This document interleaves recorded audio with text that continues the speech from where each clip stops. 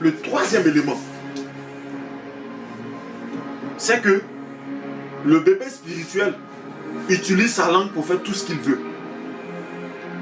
Mais celui qui a de la croissance spirituelle et qui tend vers un stade d'adulte spirituel utilise sa langue pour glorifier Dieu. C'est-à-dire quand tu passes derrière sa fenêtre, il est en train de chanter, il est en train de louer Dieu, il est en train de prier. Même quand tu le vois, il est en train de parler de Dieu.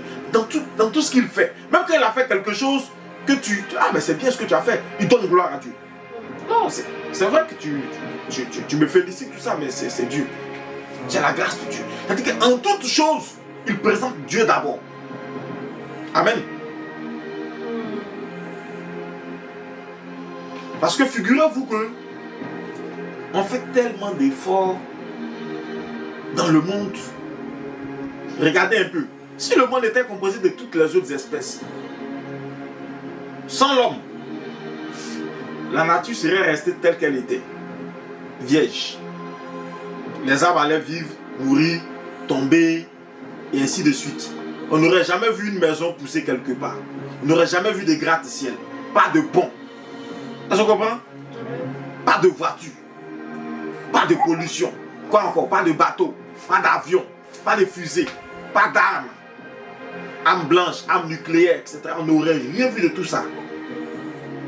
Pourquoi? Parce que l'homme est spécial. Et il a dompté la nature.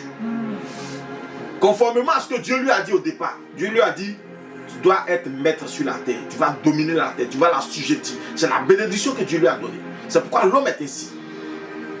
Mais Dieu, t'ayant donné toute cette bénédiction, toi humain,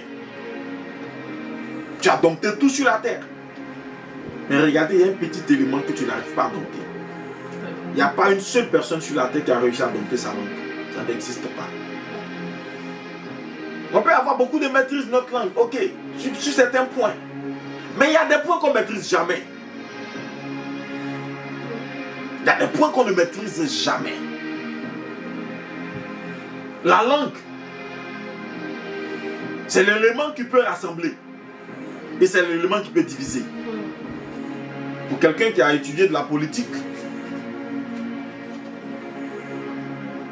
il sait que quand on parle du discours politique, c'est le type de discours vraiment éloquent, intéressant à entendre. Tu peux écouter le discours du gars là pendant 3 heures de temps, tu n'es pas fatigué. C'est-à-dire que tu mets ça en boucle même et puis tu écoutes. Mais quand tu as fini de tout écouter, tu n'as rien compris. Tu n'as rien compris. Parce que ce que tu as pensé comprendre là, c'est ce que tu as voulu comprendre. Sinon, ce n'est pas ce que lui a voulu te dire.